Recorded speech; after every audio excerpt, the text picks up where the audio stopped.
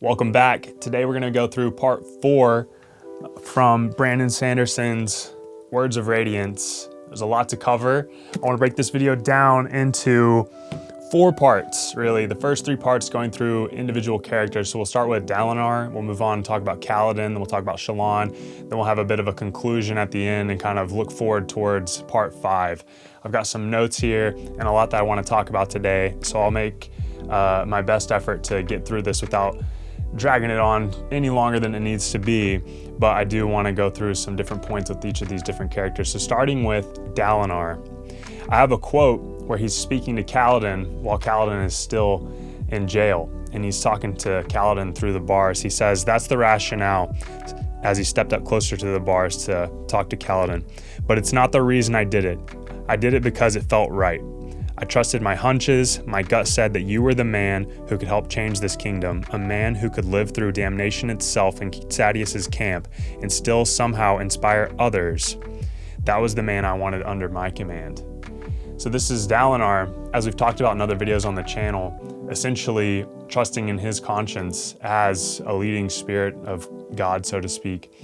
And even if not God, then as the leading spirit that he's following forward, just as Socrates did with his daemon.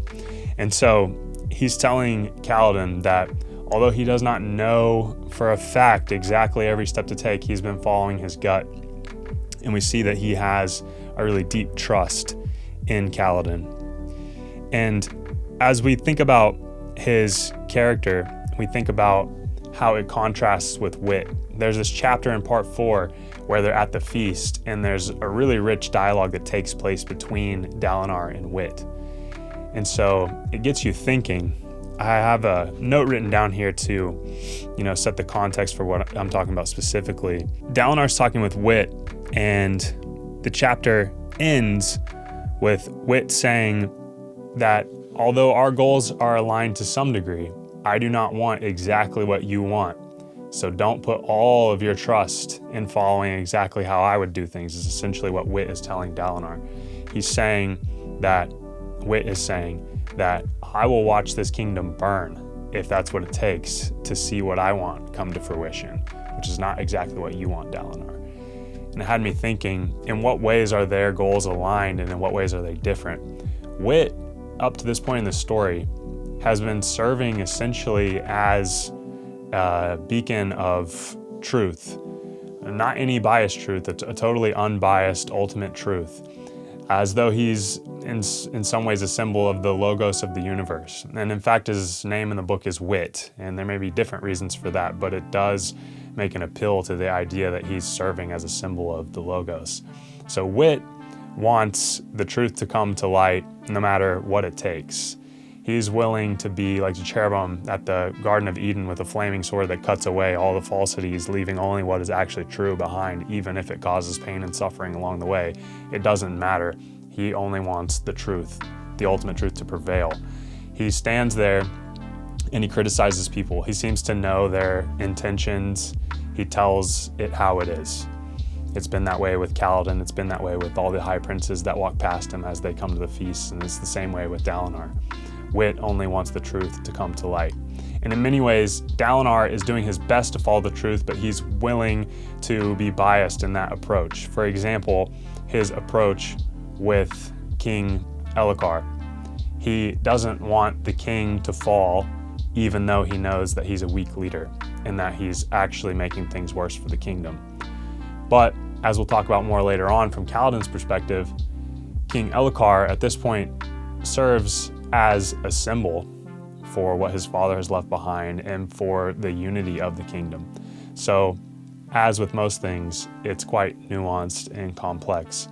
But I wanted to draw attention to that conversation between Dalinar and Wit and have us thinking about in what ways they are aligned and in what ways they are different in their ultimate goals.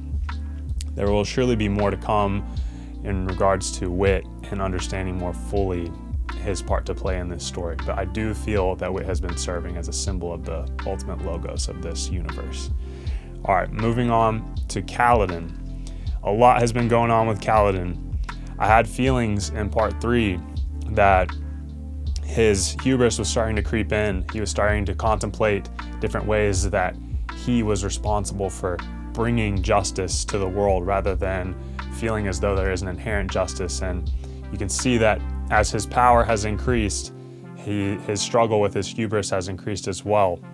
And I started to feel that there would be a fall of Kaladin, and we're seeing that take place in part 4 in a way that I didn't exactly, precisely anticipate.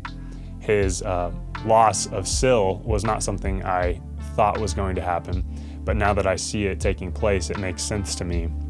We see that he sides with Moash in wanting to fell King Elhokar, wanting to take him out. And Kaladin has shown us on multiple occasions now that he has a problem with assuming too much of others. He is breaking up the world into this dichotomous view of those that have and those that have not, those who suffer and those who have everything and thrive. And he's not seeing that each individual person in the kingdom, whether light eyes or dark eyes, whether a soldier or a slave or a high prince, that each individual character has a complex history with a nuanced past that includes both thriving and suffering and all of these different things. And he tries to take at surface value his perceptions of people and then write them off as though he knows everything about them, as whether they're wholly good or wholly bad. And we see this hubris creeping in, and he's applying it to King Elhokar. If you watch my video on part 3, even I'm frustrated with King Elhokar, and even I'm understanding the argument for how he weakens the kingdom. But that's not the whole picture. We understand that he serves as more than just the decisions he's making or failing to make. He's a symbol for his father and the kingdom that his father left behind. He's a symbol for the unity, and he's a symbol for tradition. So it's not so simple as to just take him out and everything will be fine. It could lead to more turmoil than would be expected. But to speak more about Kaladin's problem with assuming that he knows everything about everyone, there is rich dialogue between him and Shallan after they fall into the chasm when the bridge has collapsed on purpose in an assassination attempt. Of course, he and Shallan both survive, and they're having a conversation. And while they are down there, we see that Kaladin tells Shallan that she doesn't know anything of suffering or of having a history of loss. And as the reader, we know all too well all of the suffering that Shallan has suffered through, all the things that she's been through. She's had to take her father's life at her own hands, which we'll talk about more when we talk about her perspective on things. And Shallan almost finds it humorous how naive he is and how he tries to apply all of these preconceptions upon her and upon others. And she calls him out for it.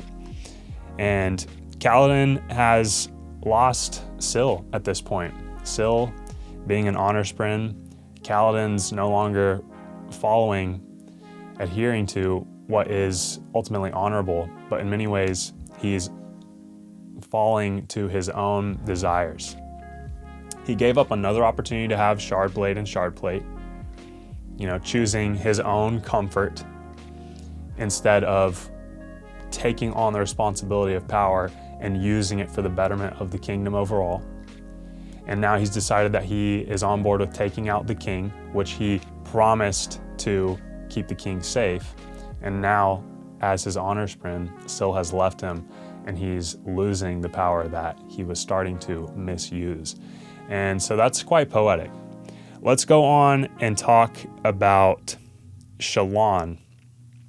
Shallan, it's hard to say for sure, but at this point in the story is becoming my favorite character. She's had so much growth, as we see with all the flashbacks to her early life up to this point. And it's been awesome to watch her further and further develop as a character. We get some really intense flashbacks during part 4 that answer a lot of questions we've had. Before we get to that ultimate part of the story in terms of the flashback she's having where she takes her father's life, let's talk about some things leading up to that. I believe I had mentioned in the video on part 3 that Shallan is serving as rather she's falling to the vice of trying to displace all of her emotions into taking care of other people. She's trying to intellectualize everything. She's trying to, isolate her emotions and ignore them, suppress them, and then just try to take care of everyone else in her family. And in doing so, she's one of the only ones in the family who aren't fully standing up to the father. Everyone's afraid of what her dad might do to them, her brothers, and her father's new wife. And Shallan is as well. But Shallan is inadvertently becoming an enabler of her father. There's a dialogue between her and Melise, her father's new wife. And her father, instead of lashing out at Shallan, beats his wife, Melise.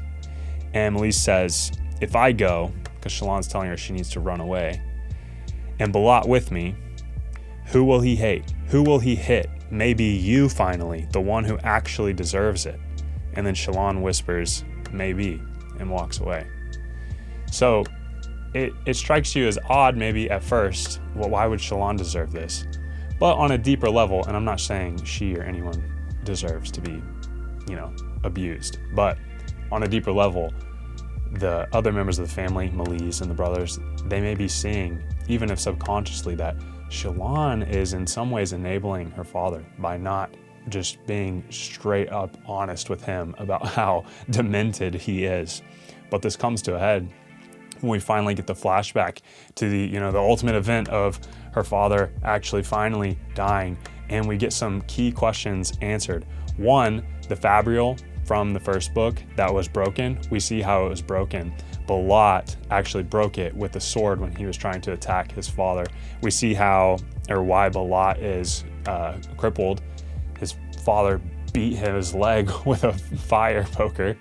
And then we see how Shallan actually did kill her father, poisoned him, and then it wasn't enough. And then we get this intense scene of her using the necklace to strangle him, and she sings him a lullaby that he used to sing her when she was a young child as he dies. And it shows that she's, killing him, still loves him. It just shows all this complex emotion in a short, somewhat morbid and intense scene of her taking her father's life.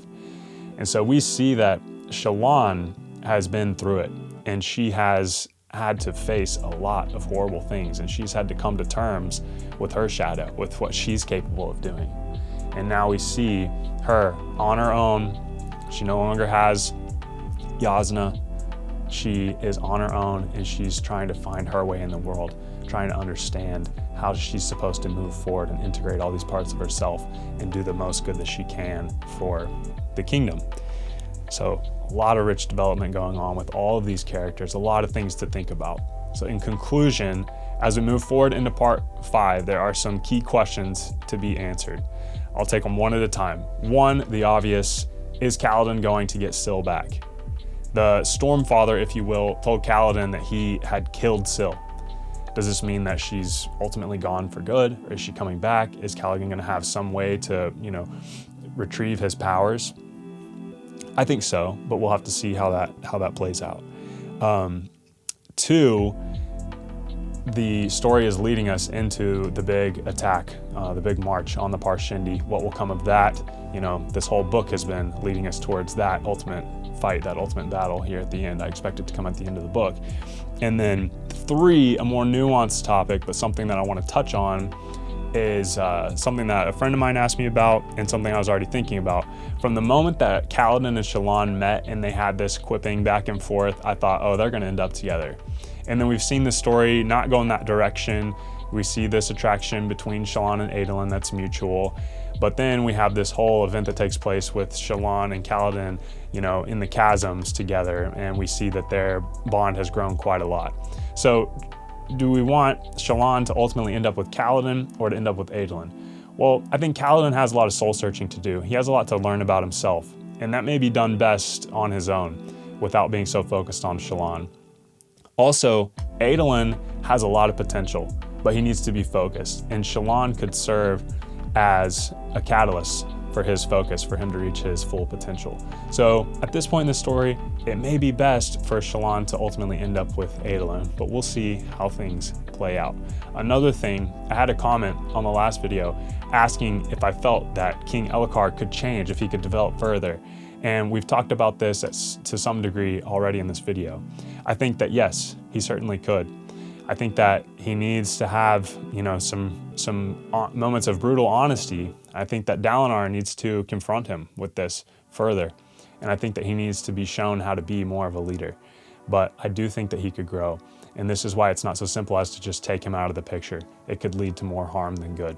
So those are my thoughts on part 4. We'll be moving on to part 5 very soon. Thanks for watching. I'll see you in the next video.